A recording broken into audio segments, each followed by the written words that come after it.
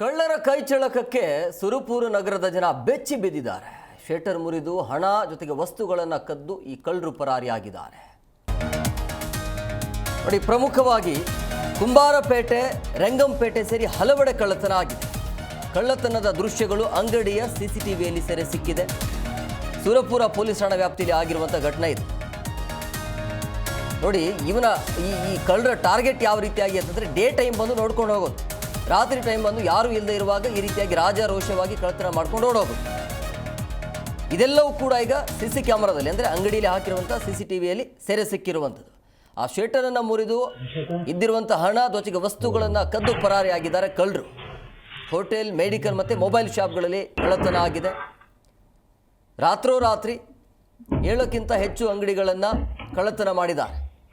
ಮೊದಲು ಬಂದು ನೋಡ್ಕೊಂಡು ಹೋಗಿ ಆಮೇಲೆ ಹೆಂಗೆ ಮಾಡಬೇಕು ಪ್ಲ್ಯಾನ್ ಮಾಡಿಕೊಂಡೆ ಬಂದಿರುವಂಥ ಗ್ಯಾಂಗ್ ಇದು. 2-3 ಜನ ಇದ್ದಾರೆ.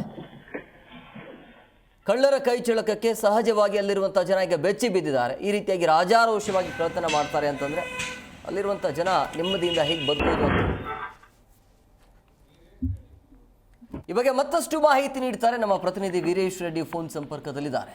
ವೀರೇಶ್, ಈಗ ಈ ರೀತಿಯಾಗಿ ರಾಜಾರೋಷವಾಗಿ ಕಳ್ಳತನ ಆಗತ್ತೆ ಅಂತಂದರೆ ಇದಕ್ಕೆ ಕಡಿವಾಣ ಹೇಗೆ ಅಂತ, ಯಾವ ಕಡಿವಾಣ ಸಿಗತ್ತೆ, ಇಂಥವರಿಗೆ ಯಾವ ರೀತಿಯಾಗಿ ಶಿಕ್ಷೆ ಕೊಡಬೇಕು ಅಂತೇಳಿ?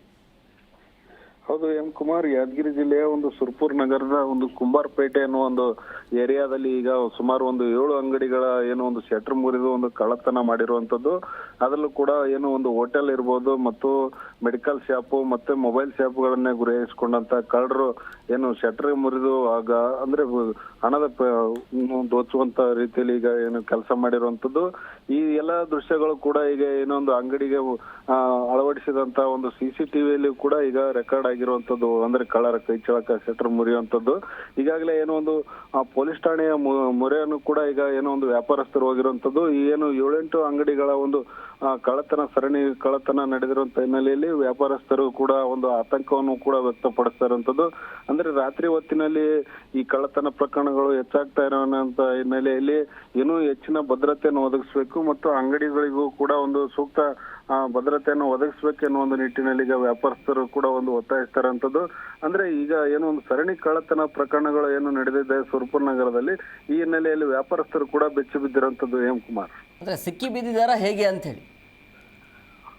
ಇನ್ನೂ ಇಲ್ಲ ಪೂರ ಈಗಾಗಲೇ ಒಂದು ಕಳ್ಳರ ಜಾಲಕ್ಕೂ ಕೂಡ ಪೊಲೀಸರು ಕೂಡ ಬಲೆಯನ್ನು ಬೀಸಿರುವಂತದ್ದು. ಆದ್ರೆ ಇದುವರೆಗೂ ಕೂಡ ಕಳ್ಳರ CCTVಯಲ್ಲಿ ದಾಖಲಾದಂತ ವಿಡಿಯೋ ಮೇಲೆ ಆಧಾರ ಇಟ್ಟುಕೊಂಡು ಈಗ ಪೊಲೀಸರು ಕೂಡ ತನಿಖೆಯನ್ನು ನಡೆಸಿ ಸ್ಥಳವನ್ನು ಕೂಡ ಪರಿಶೀಲನೆ ಮಾಡ್ತಾ ಇದ್ದಾರೆ. M Kumar, okay, thank you ನಿಮ್ಮೆಲ್ಲ ಡೀಟೇಲ್ಸ್ಗಾಗಿ.